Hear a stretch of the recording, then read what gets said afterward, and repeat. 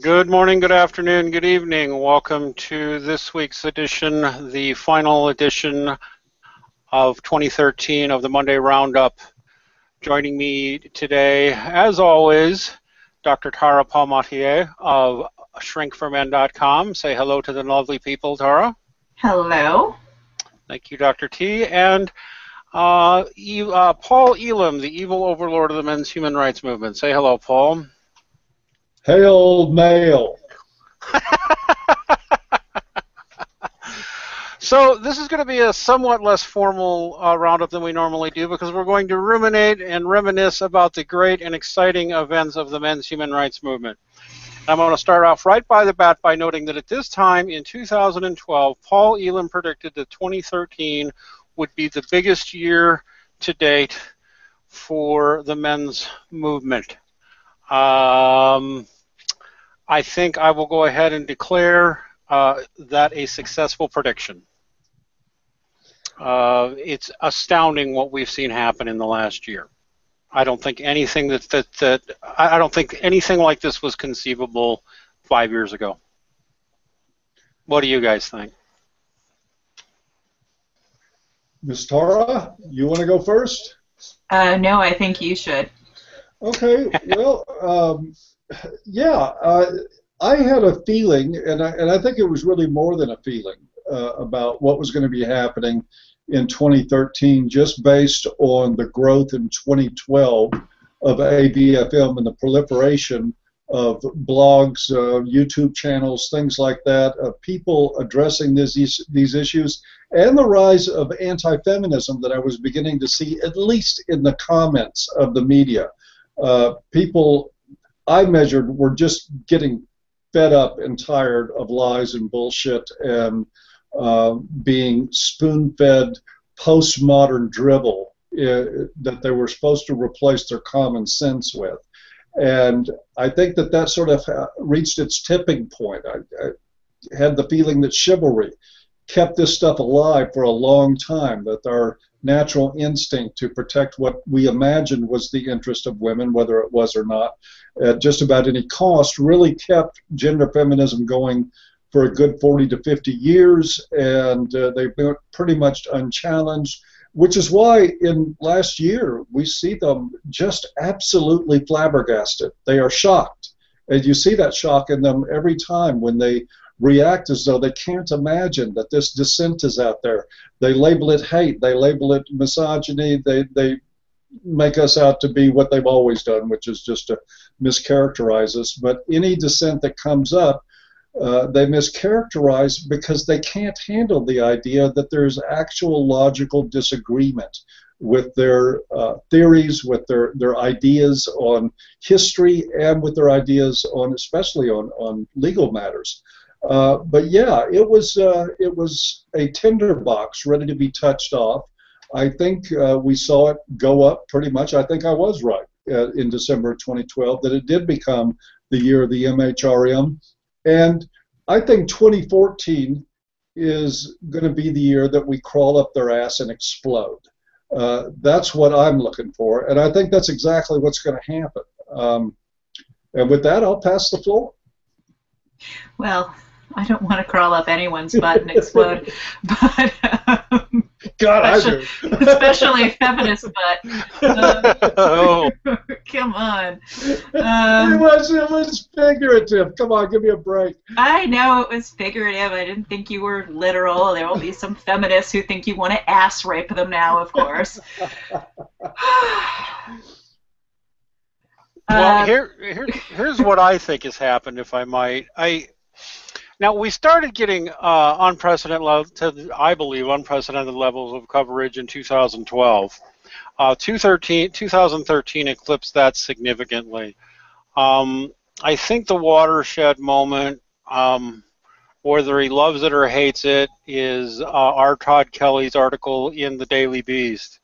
Now, I'm going to go ahead and say that what I didn't want to say at the time because I kind of liked the guy, but we gave that guy like all kinds of accolades for what was really a pretty bad piece, full of a lot of misinformation and really a very nasty, dirty trick pulled on John Hembling. taking a 5, 6-year-old video that John had done, taking it completely out of context, not even noting that John himself 5, 6 years ago had wound up taking down and saying maybe that's a little too over the top, and putting it up as exemplary of how he thinks. Vicious, nasty trick. I think Todd Kelly knew it, and his editors wanted him to do it anyway.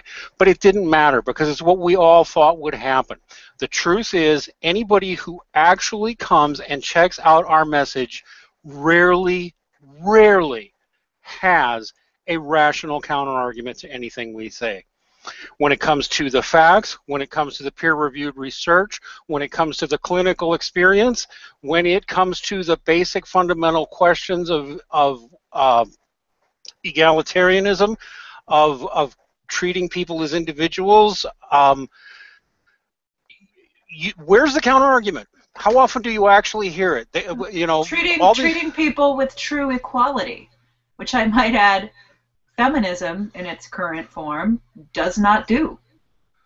Yes, and they don't have a rational counter-argument. You could argue that the men's human rights movement is actually what feminism has been peddling about when it comes to equality, treating others based upon merit, and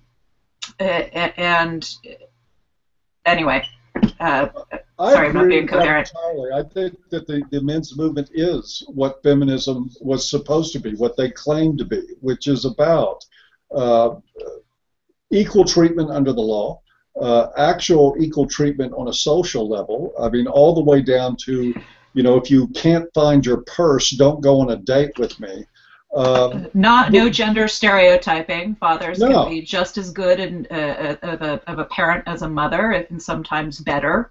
But I have to agree with Dean that I think that one of our biggest mistakes of 2013, as long as we're reviewing the year, was to issue Todd Kelly a pass. I'm guilty of it myself. And the main reason that I think I screwed up on giving this guy any support at all is because he came out and told readers at the very beginning of that article for the Daily Beast that he had looked at all the data, and he even, and I think very eloquently in parts, explained some of the issues, explained some of the things that he was shocked to find, but he said at the beginning of the article that he had seen both the red and the blue pill, and he chose to take the blue pill after seeing all the information and data. So what he was basically saying was, fuck men. I'm going to go with the status quo of putting women first, of gynocentrism, and anybody that doesn't like it can screw off. And it was a big insult. So my apology for 2013 was not saying this when it happened, which is just fuck you, Todd Kelly. You said it now. You just said it now. No, I'll still say thank you. The way I like to put it, and I have a special needs child, and so I know this is a very politically incorrect thing, but he got a Special Olympics gold medal for that article, because at least he tried. And so it was that. But more to the point, it brought people in spades to our site, because as much as they tried to spin it, when they came and read, a lot of them stayed because they realized what we were saying and what we were all about was not what they were being told.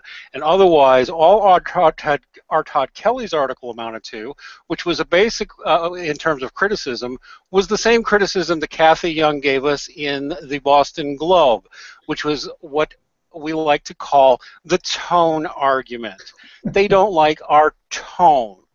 And the only thing that you could say in result is that really nice people who are like total teddy bears, like Glenn Sachs or Warren Farrell, have been saying all this shit for 20, 30 years and getting nowhere. We get mad and scream, and we're abrasive in our language, and all of a sudden, well, I would have been on your side if you weren't so mean about it. Yeah, right. You're full of shit.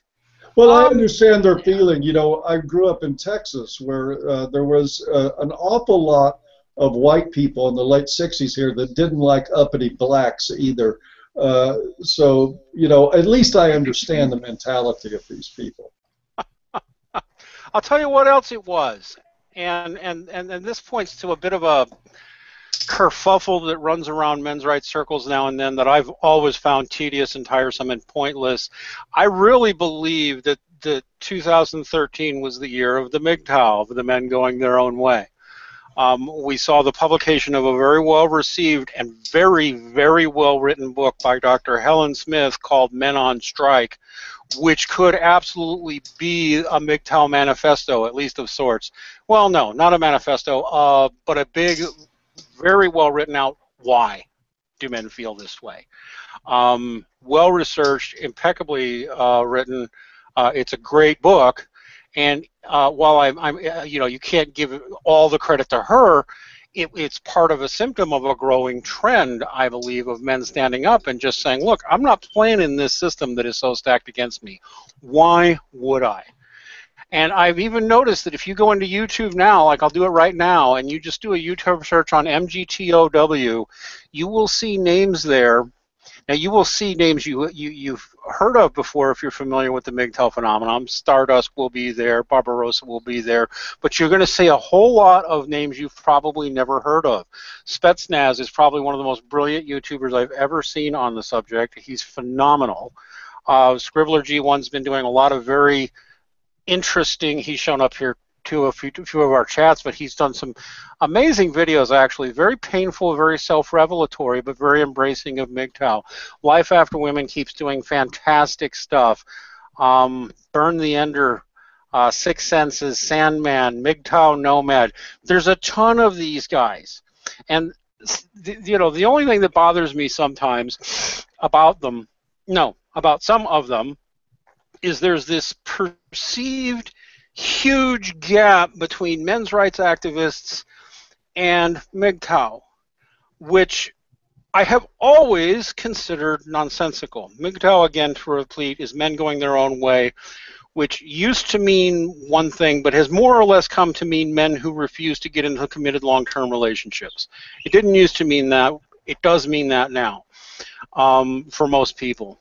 And a lot of MGTOW are convinced that there is this divide that I think is mostly illusory. I don't know. What do you think, Paul? Well, I really don't think there is a divide except in a naturally occurring sense. Dean, can you mute your thing, because I'm getting a lot of echo there. Thank you. The fact of the matter is, for me, that there is just, normal, what we see, male hierarchical competition type crap that come out of different groups of men that want to one-up each other. I mean, we saw the same thing, unfortunately, this year from Bill Price when the going got a little hot with 2020. He runs a hit piece going after me and going after AVFM too. And you see a lot of this, a lot of one-upmanship. We've had a similar thing. I think what we see in some elements of the MGTOW community, not all, just like you pointed out, by any means. So I consider AVFM to be MGTOW central in many ways, because there's so many men going their own way that frequent the site. But there is always competition between men. In a sense of one-upmanship, and we've seen that over the past year. 2013 was the year of Bernard Chapin absolutely whining his ass off about AVFM, and Rocking Mr. E doing the same thing. I think that's exactly what you're seeing in the MGTOW community. And all this division, it really doesn't matter in the end, because the men's movement is a lot of different guys with a lot of different philosophies doing what they believe in doing, and they're occasionally going to shout out at each other and have a little conflict. I don't think it's a big deal either way. I don't think it's worth trumping up at all. No, in fact, we have invited Rockin' Mystery and Bernard Chapin to debate us or discuss it. I've invited him personally. Just talk to me face to face like a human being, and maybe we'll get along with something. I don't think he'll ever do it. Too bad. I don't oppose his philosophy. I just don't understand why he has to be so nasty to people who don't agree. I actually think those two are the main instigators of the supposed MGTOW MRA divide. I really believe that. Chapin and Rockin' Mystery, because I've spoken many times with some of the biggest, most well-known men going their own way, and I get along fine with them. And we can rarely find an area where we're in strong disagreement. So I do wish some people in the men's movement, like Bill Price, who, by the way, hasn't been seen in like 3 weeks. I don't know what's going on with him, but I wish guys could get over this inherent need to compete, but maybe you're right, Paul, and that's just the way guys are. I don't know. Well, competition isn't always a bad thing, too. I think in competing for ideas that it's great for people to have disagreement, to vet them honestly, to give them a chance to be scrutinized by everybody all at once. That's what I'm attempting to do right now by inviting Rocking Mr. E and Bernard to back up their contentions that everything about men's issues is a left-right political issue, which I think is honestly, it's a brain-dead argument, but it is common enough belief that it deserves being discussed and vetted in an open forum where everybody has an equal share of time. I would prefer to see all of our disagreements handled that way, but it's just not going to happen that way, and that's okay. It's not that big a deal. In any case, I really do think this is the year that something has sparked, and while we can't say it's a raging cultural fire, it's definitely there. It's burning. The smoke is visible on the horizon. The number of men becoming awake, and the number of women too, coming awake to the problem, and that the problem isn't just feminism, although it's doesn't cause them a lot of it. They contribute to a lot of it. Let's never get to the point when somebody asks us why we do the MHRM version of what feminism does. Go, because feminism. Yeah, exactly. Which, to those who don't understand, whenever feminists are presented with the brick of logic, facts, Well, the stuff they don't like, the answer, the response is always seems to always be either because patriarchy or because rape culture. In Saudi Arabia. Yeah. Oh yes. The fact is that and in fact we even saw them cowed finally in Toronto. They finally, after promising to disrupt the last cafe event, just decided not to show up, which was cool. Frankly, I mean, you always love the kind of excitement of a protest, but at this point they figured out, wow, we'd better shut up, we're just embarrassing ourselves. Good. I hope that realization dawns on more of them, that they're embarrassing themselves, because so much of what they say makes no damn sense and is not consistent with the values that they claim to hold to. We often get asked, why aren't we working with feminists? No, it's the other way around, honey. If you are a feminist who really believes in equality, it's you who ought to be approaching us. And just taking your turn of shutting up and listening. And in fact, that's happening in some corners. That's where a lot of the female participation that we've had at A Voice for Men, I do receive emails from feminists that are starting to wake up and are expressing an interest in gravitating away from the gender-centric, gynocentric paradigm of modern feminism. But you mentioned Toronto, Dean, which was I think a tremendous success. We went from, in November of 2012, from feminists blocking doors and spitting on people and calling them names and denying them entry to a lecture by Warren Farrell, to wearing masks and sneaking around pulling fire alarms, to ultimately not even showing up to make a protest. And the idea was not to stop them from protesting, because we definitely big supporters of protesting. Yes. Please make an ass out of yourself. We love it. Well, yeah. I mean, it's just that feminists don't know how to protest without making asses of themselves, and so that's worked to our advantage. I think that speaks to the simple fact that they have gone unchallenged in academia, in politics, in the social landscape for so very long. They don't know how, maybe they never could, I don't know, but it's like they can't seem to foment a cohesive argument or any type of rational response to any of the issues that the men's human rights raises. Yep. And I mean, that's another thing. I think this was the year of Dave Futrell's undoing. I am convinced that for reasons I can't all go into on the air, but for information I have that's public and some that is not, ABC 2020 pulled the show from the air, although they kept it up on their website on Paul Elam and A Voice for Men, because before they even went to air, we nailed them on an enormous error. So bad that it probably would... Error? Yeah, I don't even know if you... Well, I'm pretty convinced it was an error, and it was an error because they were relying on Dave Futrell, the discredited, dishonorable, dishonest journalist, as their primary source, and it backfired very badly on them, and that's why they printed that stupid story. Now, no props to them for not double-checking their anyone who uses Futrell as a source, I mean... Well, yes, he's I know. It is like relying on Michael Moore or Glenn Beck for your fact-checking, and I'm sorry to you, Michael Moore or Glenn Beck fans. He's full of shit. They're full of shit. They make things up. They quote things out of context. They shape a spin over something, and then they use a quote to support their spin, but they don't do any actual journalism, and neither does Futrell. And I suspect you think ABC would have learned from the fiasco that the SPLC brought upon themselves by relying on David Futrell, feminism's deep throat. Just exactly. God. And you know what? Uh-oh, telephone. Whose phone's ringing? Mine. I'm sorry.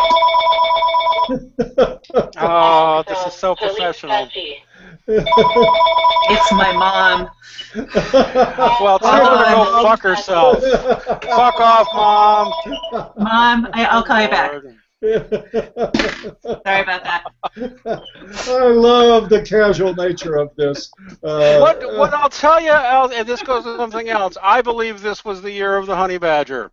Honey badgers, the emergence of the honey badger, yes. That's right. Honey badgers being tough broads who have had enough of this shit and don't mind saying so anymore. Hell, we just published another one this morning, just uncovered what's her name? Susan Terrell Tompkins, in support of the movie Divorce Corp. She heads up a woman-only group, actually, that's fighting against injustices for fathers in men's... Family. What did I just say? Yes, they're doing they're a women-only group doing fathers' rights advocacy, which I think is cool. It even should put to rest some of the people who say, well, women don't belong in the movement. Well, okay, maybe they can have their own group. Whatever, every approach works. Well, hey, let me say one thing, that I think 2013 was pretty much the year of getting rid of those idiots, the women don't belong in the movement crowd. I know that there's a few of them still out there, but they've gotten very much like church mice over the last 12 months, which I've been really glad to see. I want to bring up another point. We're talking about successes, and I want to ask maybe Dr. T to talk a little bit about this one, that in terms of the successes that we've had. We have some news to share. We can't share the source, but we do have some news to share regarding the case of Lieutenant Colonel Joel Kirk, retired now from the U.S. military, who, to give you just, for those of you that don't know, a brief rundown on the story, he was married to Tina Kirk, and she happens to be an alcoholic and a chronic abuser, and pretty much a diagnosis of borderline personality disorder, crazy, false allegation. Crazy. There was video of her terrorizing the children. Even the gal came out. I think her name was it Mary Elizabeth Sneed? Yeah, came out and wrote in her report to the court very unambiguously. Said full custody should go to the father. The children were in danger. Her attorneys, who appear to have been personal injury attorneys, who, oh good, it's not just my phone. Am I the only one here who turns his phone off before us Hangout starts? Okay. Well, okay. So this is the same case where the Tina Taylor Kirk's attorneys who were personal injury lawyers working on a contingency basis, we believe, which is illegal in the state of West Virginia, who were friends with the original judge, Lori B. Jackson, essentially sent a letter offering to sell the children to Colonel Kirk, Lieutenant Colonel Kirk, for approximately, I think, 150 grand a pop. Anyway, we have from an unnamed source, we managed through the efforts of AVFM and Shrink for Men and others, we managed to get Lori Jackson to recuse herself from the case, which was huge, because it was when she took over the case that improprieties started to happen. And a new judge, Judge Culpepper, took over.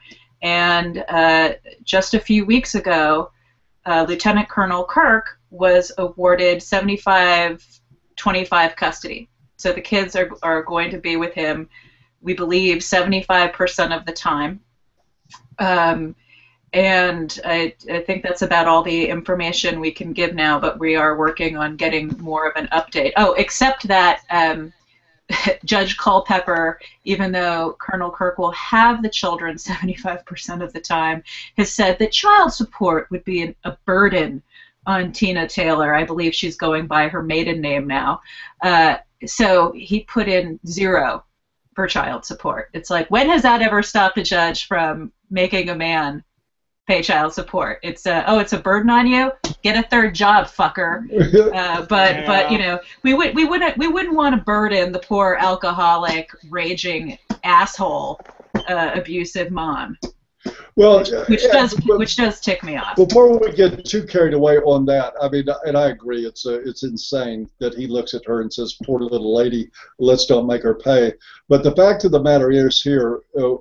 And I think this is really a great moment for all of us that worked on this, is that we forced their hand by putting pressure on them through the media, through our activism, through sending people into their little town to pass out flyers, which Suzanne McCarley did on behalf of AVFM, and really put the pressure on them to the point that Jackson knew she had to get this hot potato out of her hands. So she dumped the case.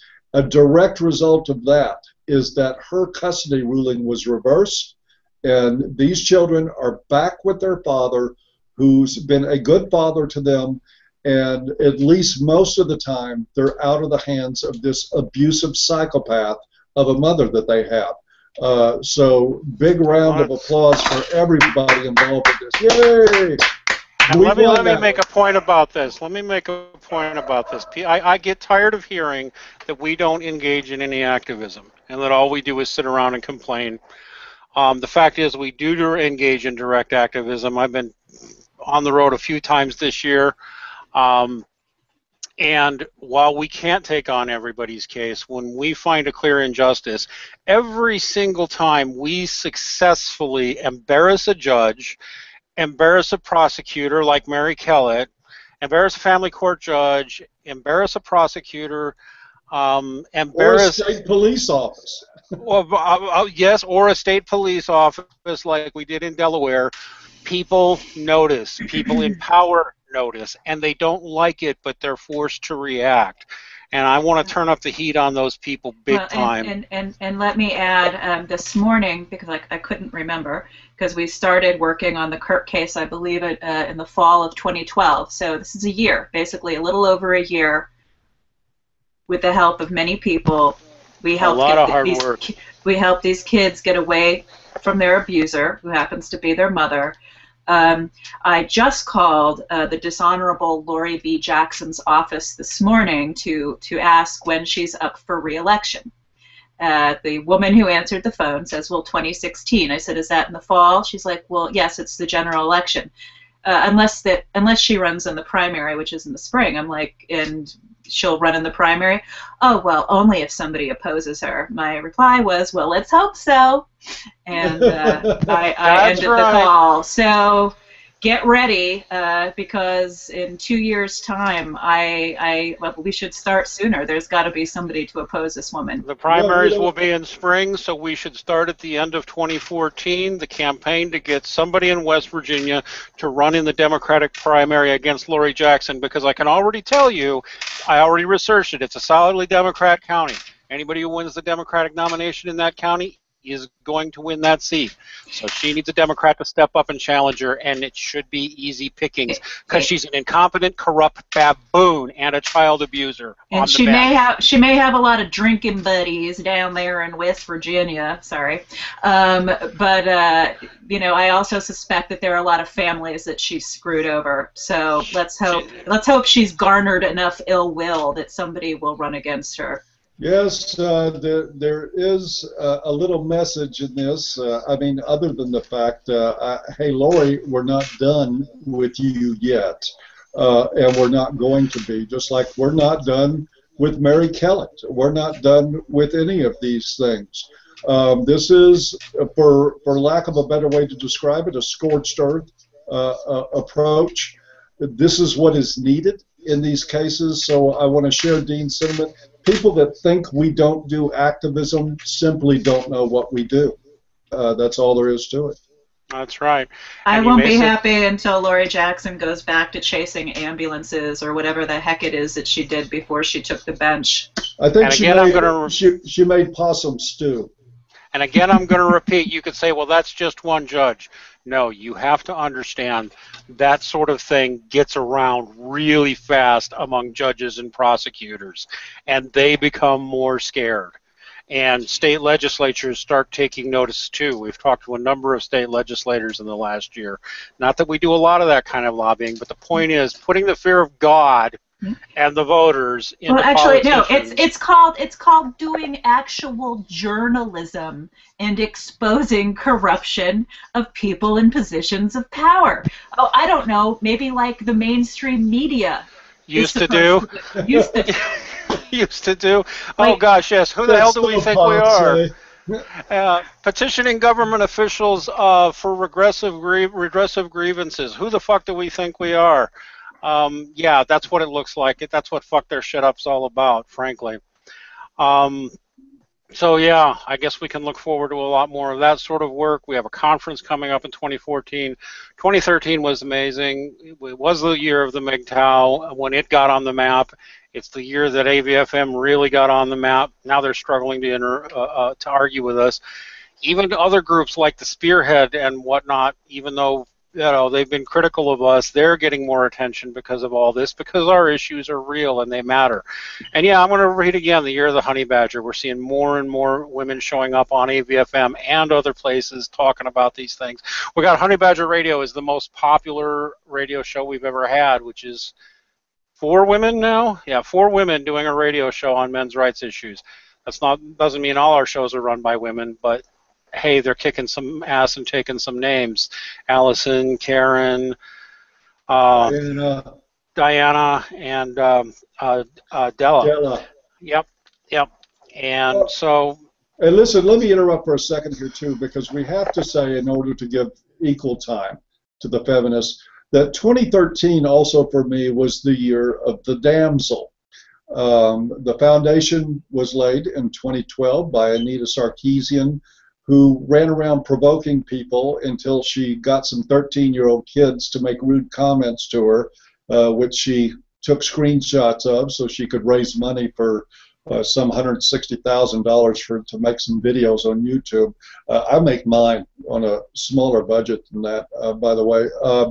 But she laid the foundation for the idea that you can gain political clout and power and sympathy, especially from the mainstream media, if you can upset people with an idea.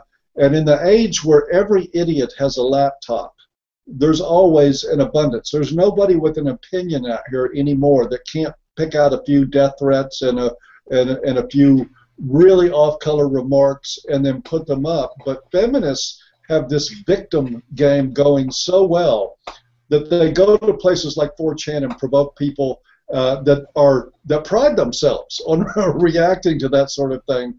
and then they hold it up and say, see, poor me. Rebecca Watson was a great one for it. Apparently, Rebecca can't make it on and off an elevator or through a parking lot at a conference without several rape attempts on her, and she has the screenshots to prove it. And then we have people like Jacqueline Friedman, who did the same thing, who really, I mean, one of the reasons I was really sorry that they didn't do the 2020 episode is that I really wanted them to air the exchange between Jacqueline Friedman. I was hoping to have a pleasant flashback to the videotapes that I got to watch in grad school of mentally unstable people in hospitals, the therapeutic hours. I thought it might be reminiscent of that with all of her perseverating and her paranoia. Yes, she looked like an alley cat that was looking over its shoulder before going after a dead rat next to the trash can. Well, to the year of the damsel, I would add that it was also the year of feminists becoming speech oppressors and trying to suppress discourse in institutes of higher learning. In institutes of higher learning, yep. On Everywhere. Facebook, on YouTube, where many of them ran relentless campaigns of false flagging videos to get them taken down, and it didn't matter because everybody just kept going. Well, and so, when you can't win on logic, you win on with thuggishness and censorship, well, that's right. They demonstrated that if they can't control the narrative and they can't control people's thoughts, that everybody just needed to shut the heck up. Well, they also Streisand affected themselves right into oblivion with this, because for all their work to try to shut people up, all they've succeeded in doing is making all of us more vocal and more numerous. So feminists out there, please, 2014, make it the year of the super damsel and the super speech oppressor. What you're doing is working for us better than we could ever work for ourselves. We're appreciative. We bow before your wisdom when it comes to promoting the men's movement, and we want you to continue what you're doing, because you're doing just a bang-up job for us, and we love you for it. We really do. Every time they whip out the misogyny lie, they're helping us. Every time they pull out the rape apologist lie, they help us. Every time they bring out the patriarchy lie, they help us. Because when they bring it out, sensible people can see, wait a minute, there's something wrong with what you're saying. And this is even a policy I make. When I go out on Twitter or Facebook or whatever, I sometimes argue with these people, but I don't argue with them because I know they're closed-minded bigots. I'm only arguing for the people I know who are sitting there silently watching. And the more I do that, the more I hear from people just like Paul, men and female, women alike, who are like, I've had enough of this bullshit. You've got a real, or at least just you've got a really good point there, and I want to listen to what you have to say. I think 2014 is going to be our biggest year yet. Speaking of which, we do have the conference coming up in June. How soon before we have the official details of that announced, Paul? If I can put you on the spot. You can put me on the spot. We, of course, ran through a little bit of a lull in our planning during the holidays because I slowed down, and I'm very proud of that. It's sometimes difficult for me to slow down on this work, but we'll be back at it at the first. I'm anticipating before the end of January, we will have pre-registration set up on the site, and you will be able to come reserve your place at what promises to be the most significant men's issues conference of its kind that has ever happened anywhere. And as a matter of fact, all three of us in this discussion will be there. Dr. T herself will be one of the presenters at the conference, along with myself. And if you haven't seen the lineup, just Google Men's Conference Detroit, A Voice for Men, and you will see just a bang-up lineup of people from Warren Farrell to Senator Ann Cools that are going to speak to these issues, and probably in ways that the world has not been used to before. And that's some more of the not doing activism at A Voice for Men that we can evidence for you. Hal, 2013 was the year Aaron Pizzey and Warren Farrell both started writing for A Voice for Men. Forgot to even mention that, but it's the truth. What do you think you're going to be talking about at the conference, Tara? Have you figured it out yet? Uh-oh, put her on the spot. Well, I am not an academician. I honestly, I don't know, probably something about the work I do, but I haven't. I'm getting through the holidays, and then I'll start thinking about it. Paul, when do we have to have a firm topic? Oh, 10 or 15 minutes before the conference will work. No.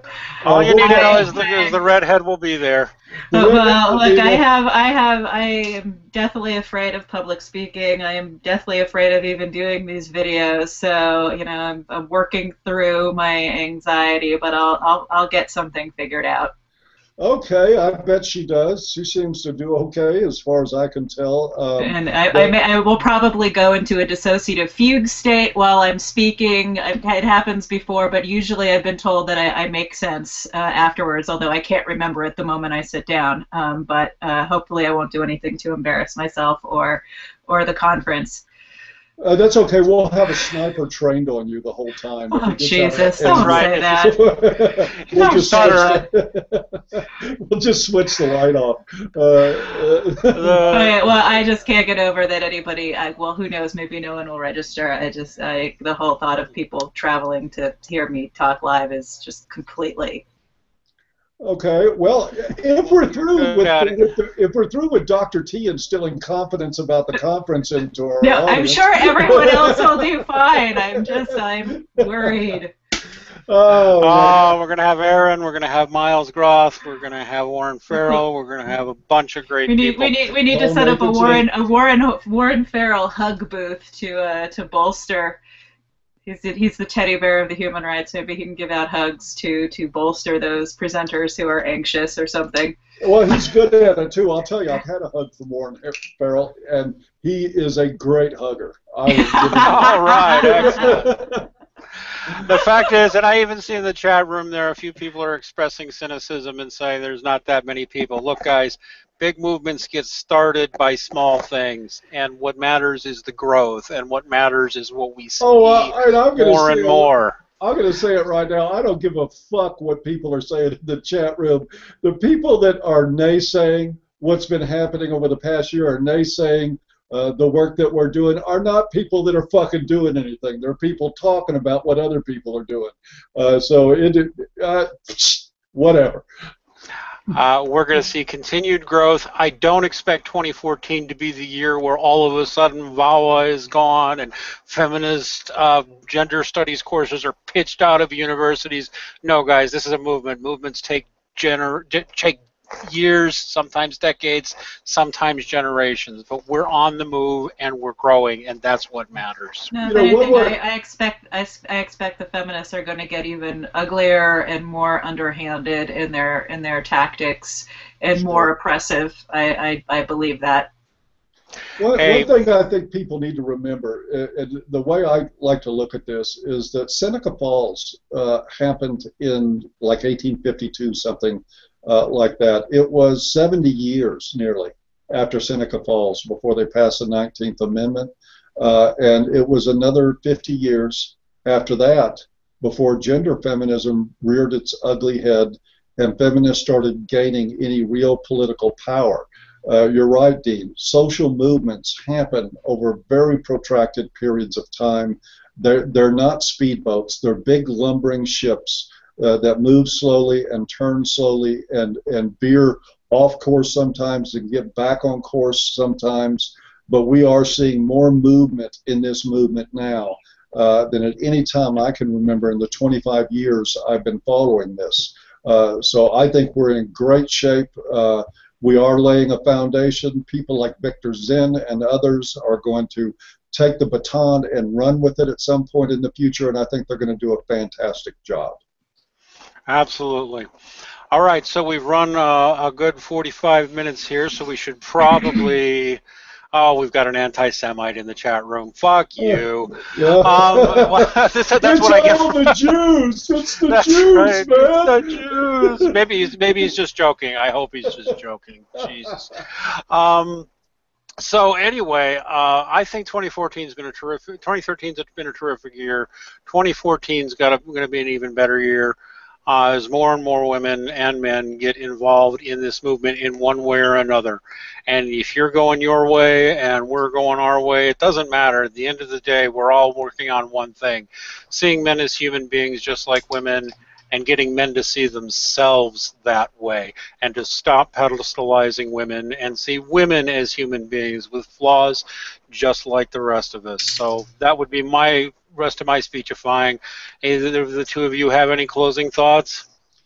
Yes, I do, Dean. I want to wish a very, very happy New Year to our feminist sisters out there, and I want you to know that you are invited to come join us, to actually, if you got involved with feminism because you had a dream of equalitarian values, of equality between the sexes, and of being respected for who you are as a human being instead of what you have on your chest or between your legs, then this is the place. And all you have to do is sell your soul and become as Satan, become one with the kitten-eating destroyers of all things feminine and female, and you can realize your dream in that way. So Happy New Year to you, and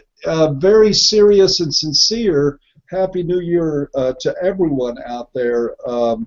I hope that you'll join us in making 2014 really realize the potential that was developed in 2013. And I have to make one last-minute plug. We are still in the last days now of our fundraiser at AVFM. If you have a couple of bucks to kick in the change jar, please visit the homepage and do so. We could use the help. Other than that, Happy New Year, everybody, and I'll pass it to Tara. Yes, Go ahead. Well, Happy New Year to everyone as well. And 2013 was one heck of a year. I can't wait to see how this one plays out. So once again, if you are involved in what you think may just be an abusive relationship with a woman, please be sure to check out shrinkformen.com, or if you're just curious about the subject of dysfunctional behavior, borderline histrionic personality disorder, shrinkformen.com has all sorts of awesome stuff. If you want to join us in fucking their shit up by being loud and abrasive and not backing down and educating people on male disposability and why you should not embrace it, come join us anytime at A Voice for Men. Hope you all had a great 2013. More important, I hope 2014 is a great year for you. Thanks, everybody. See you next week.